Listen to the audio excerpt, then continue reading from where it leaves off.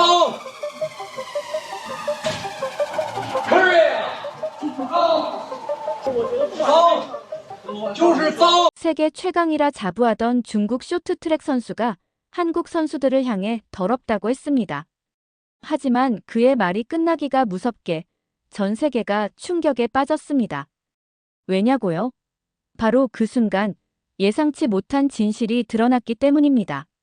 오늘의 사연 시작합니다. 중국 하얼빈, 영하 20도의 매서운 한파가 몰아치는 2025년 2월의 어느 날이었습니다. 저는 중국 CCTV 스포츠 채널의 수석 해설위원으로서 동계아시안게임 쇼트트랙 결승전을 앞두고 있었습니다. 15년간 중국 스포츠를 대변해온 제가 그날 목격한 일은 중국인으로서 너무 수치스러웠습니다. 관중 여러분, 드디어 남자 5000m 계주 결승전이 시작됩니다. 중국의 순룽 선수가 선두로 나섭니다. 경기장은 중국을 응원하는 함성으로 가득했습니다. 붉은색 응원 피켓이 물결처럼 일렁였고 모든 이들의 시선은 중국의 영웅 순룽을 향해 있었죠. 그는 지난 3년간 단 한 번도 패배를 허용하지 않은 말 그대로 빙상의 황제였습니다. 하지만 경기 초반부터 이상한 낌새가 보였습니다. 한국 선수들이 보여주는 놀라운 팀워크와 정교한 기술에 중국 선수들의 얼굴에는 당혹감이 역력했습니다. 특히 순룽의 표정이 점점 일그러져 갔습니다. 이건 믿기 힘든 장면입니다. 한국 대표팀이 완벽한 바톤 터치로 선두를 향해 치고 나가고 있습니다. 해설을 하면서도 제 목소리가 떨렸습니다.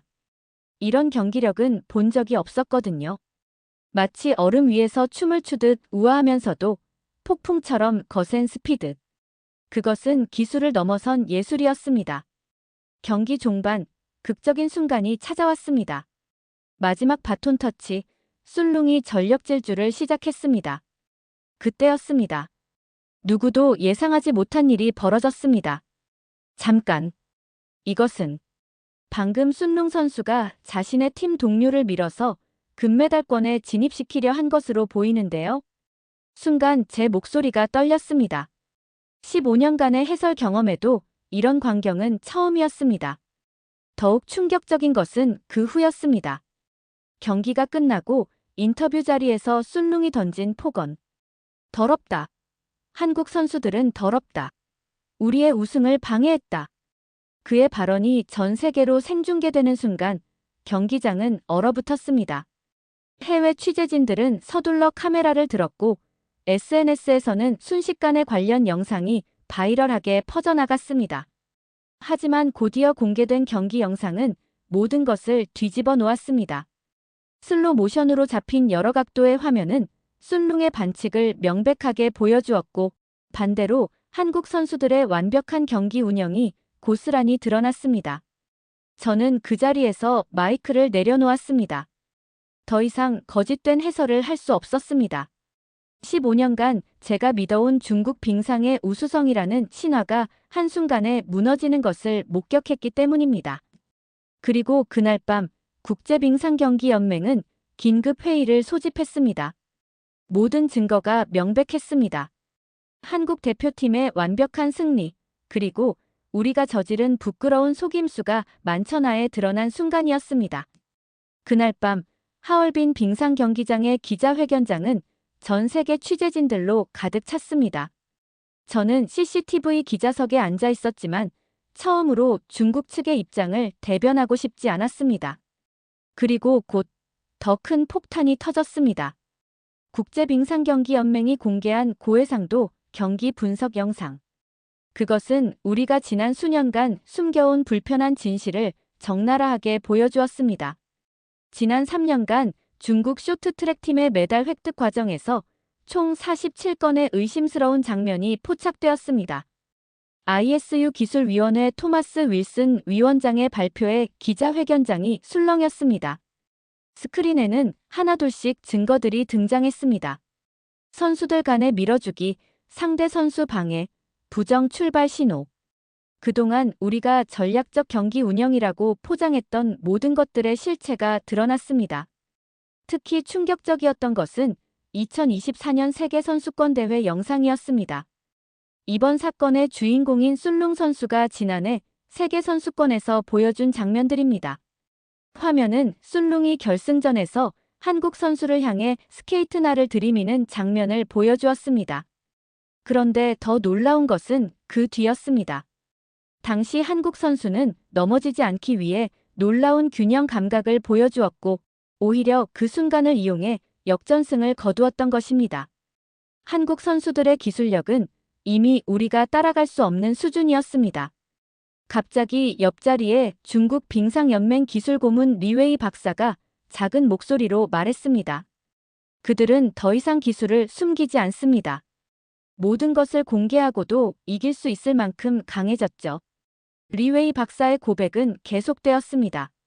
한국 쇼트트랙팀이 지난 10년간 개발해온 과학적 훈련 시스템, 빅데이터를 활용한 전략 분석, 그리고 무엇보다 팀워크를 최우선으로 하는 문화. 이 모든 것이 그들의 성공 비결이었다는 것입니다. 사실 우리는 알고 있었습니다. 한국이 진정한 빙상 강국이라는 것을. 리웨이 박사의 목소리가 떨렸습니다. 하지만 우리는 인정하고 싶지 않았습니다. 그래서 더 자주, 더 교묘한 방법으로 부정을 저질렀죠. 기자회견이 끝나갈 무렵 한 일본 기자가 질문을 던졌습니다. 한국 쇼트트랙의 진정한 강점은 무엇이라고 생각하십니까? 잠시 침묵이 흘렀습니다. 그때 리웨이 박사가 천천히 입을 열었습니다. 그들은 결코 포기하지 않습니다. 어떤 역경에서도, 어떤 방해에도. 그리고 가장 중요한 것은 그들은 항상 정정당당하게 승부합니다. 우리가 온갖 반칙을 저지르는 동안 그들은 묵묵히 자신들의 기술을 연마했습니다.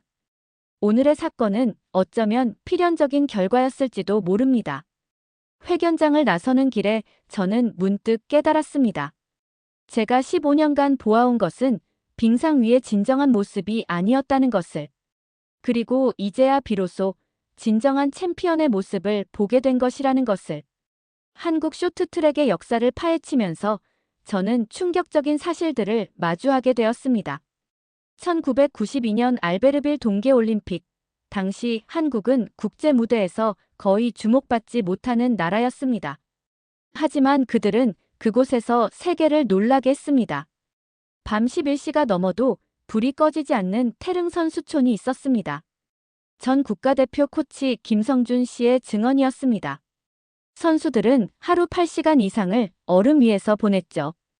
다른 나라 선수들이 상상도 못할 훈련량이었습니다. 더욱 놀라운 것은 그들의 훈련 방식이었습니다. 1990년대 초반, 한국은 이미 과학적 훈련 시스템을 도입하고 있었습니다. 코너링 각도를 정밀하게 측정하고 선수들의 근육 발달 상태를 데이터화했습니다. 심지어 스케이트날의 각도까지 선수별로 최적화했다고 합니다. 우리는 늘 부족한 환경 속에서 훈련했습니다. 김 코치의 목소리에는 자부심이 묻어났습니다. 하지만 그것이 오히려 우리를 더 강하게 만들었죠. 실패를 두려워하지 않았고 끊임없이 새로운 기술을 개발했습니다.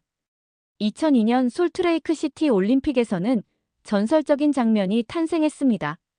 준결승전에서 넘어진 안현수 선수가 마지막 순간 극적인 역전승을 거둔 것입니다. 그 순간은 단순한 승리 이상의 의미를 가졌습니다. 그것은 한국 쇼트트랙의 정신을 보여주는 상징이 되었습니다. 우리는 절대 포기하지 않습니다. 안현수 선수의 인터뷰가 제 마음을 울렸습니다. 넘어져도 일어나고 다시 도전하는 것. 그것이 한국 쇼트트랙의 DNA입니다. 하얼빈 사건 이후 세계의 시선이 한순간에 한국으로 집중됐습니다. 저는 중국 CCTV를 사직한 후 독립 스포츠 저널리스트로서 이 현상을 추적하기 시작했습니다. 그리고 놀라운 사실들을 발견했습니다. 한국의 쇼트트랙은 스포츠를 넘어선 예술의 경지입니다. 그것은 하나의 예술이자 과학입니다. 뉴욕타임스의 마이클 토마스 기자의 말처럼 세계 언론은 한국 쇼트트랙에 숨겨진 혁신을 하나둘씩 파헤치기 시작했습니다. BBC는 3개월간의 제작 기간을 거쳐 특별 다큐멘터리 얼음 위의 혁명을 방영했습니다.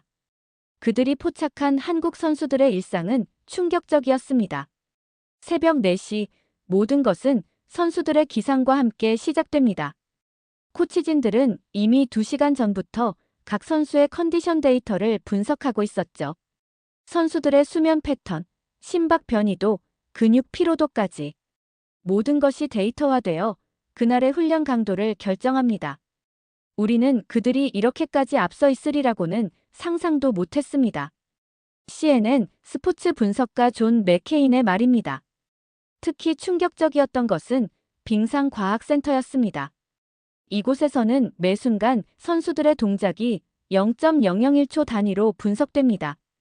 인공지능이 최적의 코너링 각도를 계산하고 가상현실 VR 시뮬레이터로 다양한 경기 상황을 재현합니다. 한국은 이미 10년 전부터 이런 시스템을 운영해왔다는 게 더 놀랍습니다. IOC 기술위원회 마르틴 베르거의 증언입니다.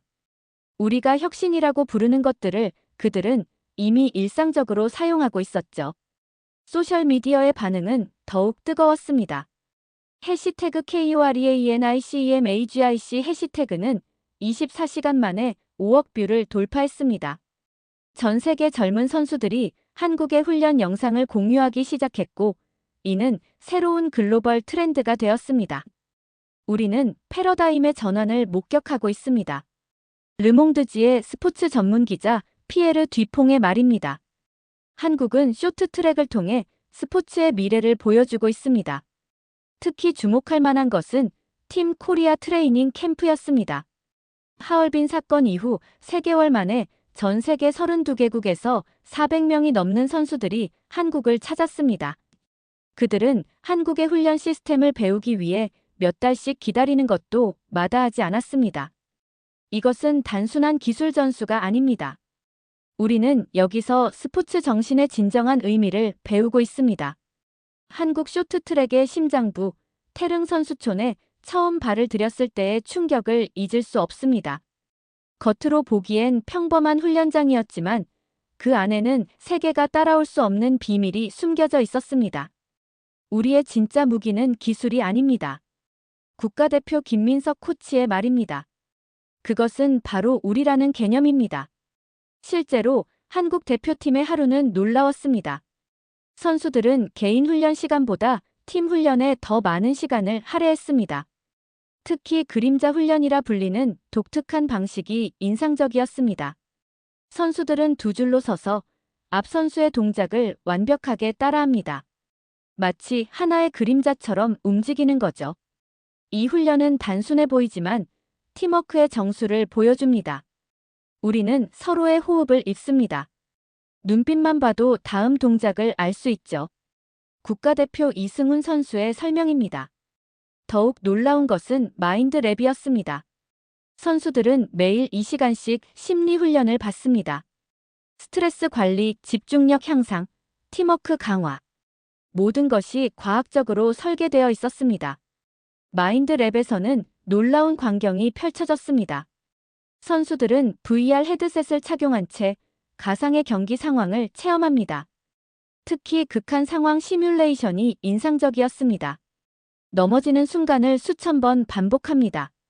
몸이 먼저 반응하도록 만드는 거죠. 심리훈련 담당 박지원 박사의 설명입니다. 실제 경기에서 위기가 찾아왔을 때 본능적으로 대처할 수 있게 됩니다. 한국 대표팀의 또 다른 특별한 점은 데이터 트윈 시스템입니다. 모든 선수의 디지털 복제본이 만들어져 AI가 24시간 분석을 진행합니다. 심지어 선수들의 수면 중 뇌파까지 연구 대상이 됩니다. 우리는 선수 한 명당 하루 평균 100만 개의 데이터 포인트를 수집합니다. 기술개발팀 김태영 박사의 말입니다. 이 데이터는 훈련 계획부터 식단, 휴식 시간까지 모든 것을 결정하는 기준이 됩니다. 가장 인상적인 것은 원팀 문화였습니다.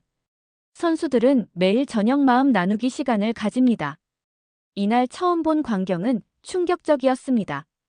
메달리스트들이 신입 선수들과 둘러앉아 진솔한 대화를 나누는 모습.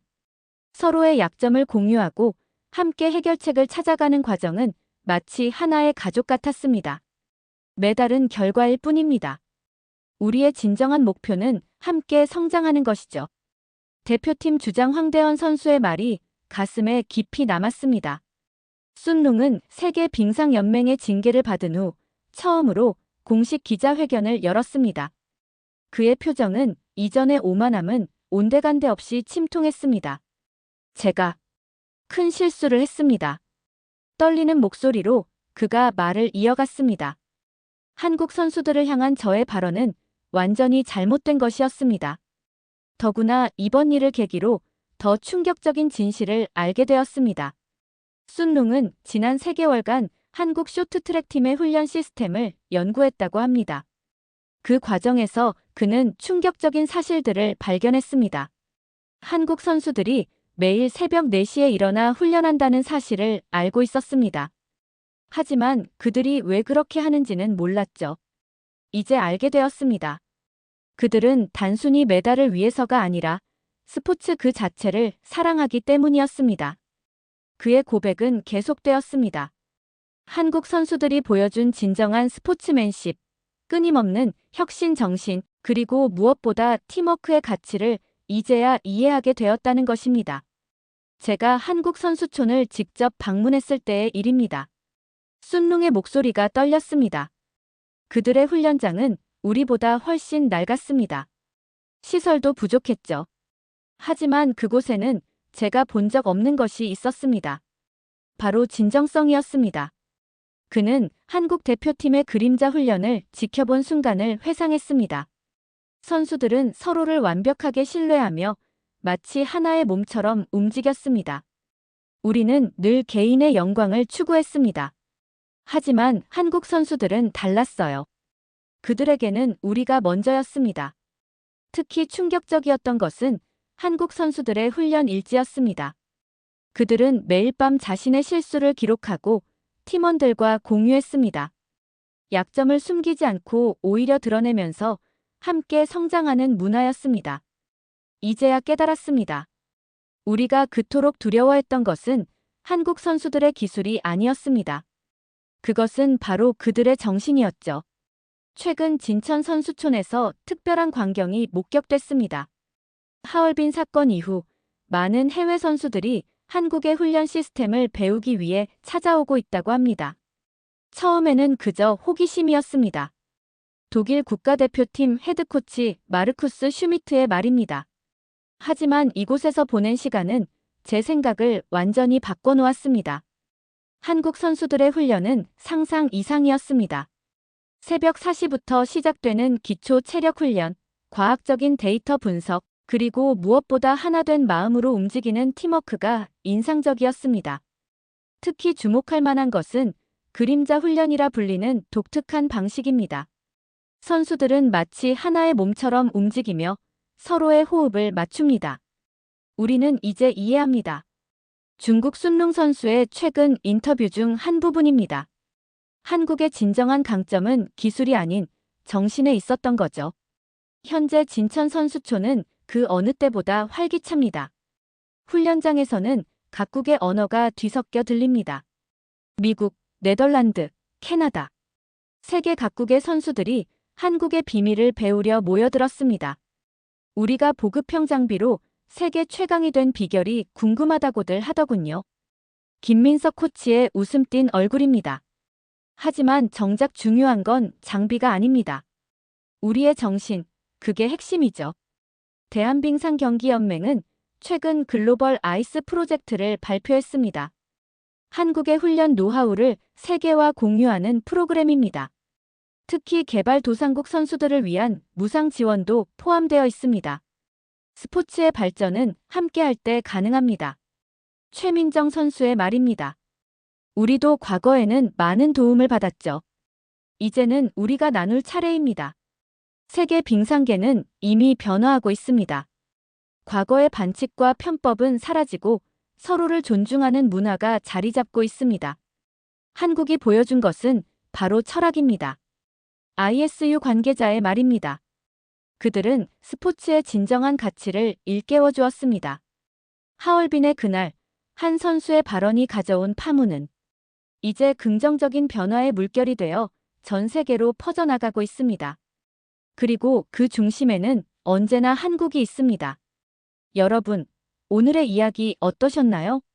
하얼빈에서 시작된 이 작은 사건이 어떻게 세계 빙상계를 변화시켰는지 보셨죠?